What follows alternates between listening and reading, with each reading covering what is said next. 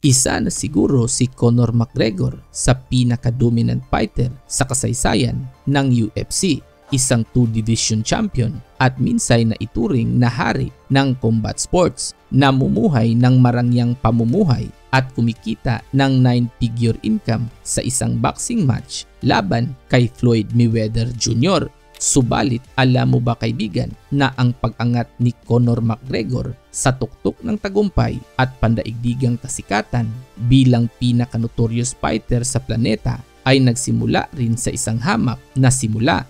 Well kaibigan, ito ang epic na kwento sa likod ng tagumpay ni Conor McGregor.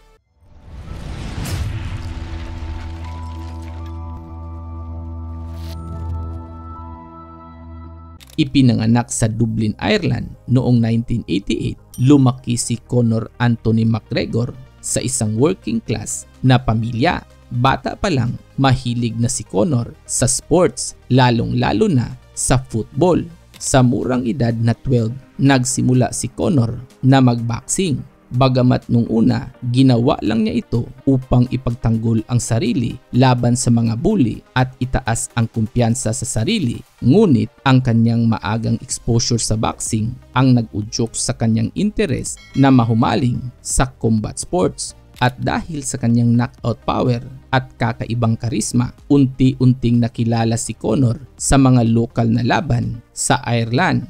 Ang lahat ng ito ay hindi naging madali para kay McGregor dahil habang patuloy sa kanyang pagsasanay, nagtatrabaho ito bilang isang plumbing apprentice upang itaguyod ang pang-araw-araw na buhay.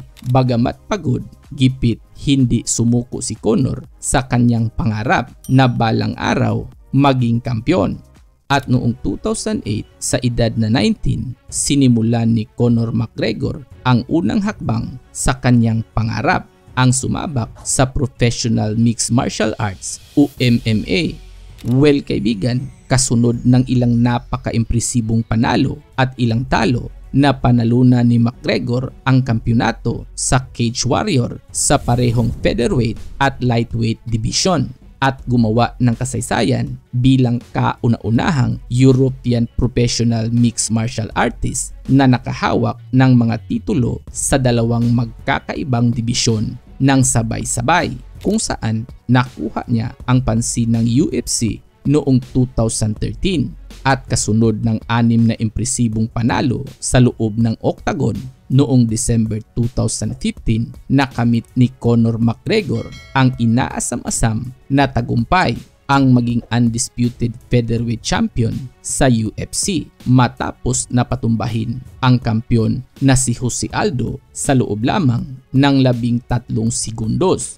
At kasunod ng 2 madugong laban kay Nate Diaz, muling gumawa ng kasaysayan si Conor McGregor matapos patumbahin ang UFC lightweight champion na si Eddie Alvarez, na naglagay sa kanya bilang kauna-unahang UFC fighter na nakahawak ng mga titulo sa 2 magkakaibang dibisyon ng sabay-sabay.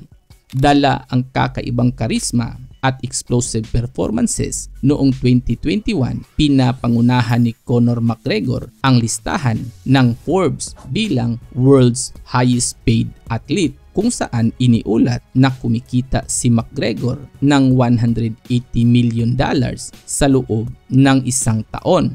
Subalit wika pa nila na with wealth comes controversies. Nasangkot si Conor McGregor sa ilang mga kasong sibil at criminal charges. Nahaharap siya sa mga kasong assault, disorderly conduct, driving offenses at maging ang panggagahasa.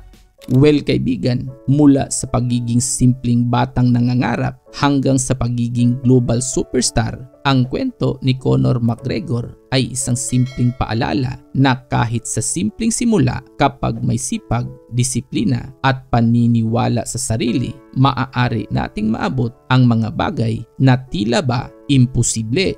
Ito ang The Epic Unlimited, kung saan ang bawat kwento ay may mas malalim na katotohanan. Kaya, peace out!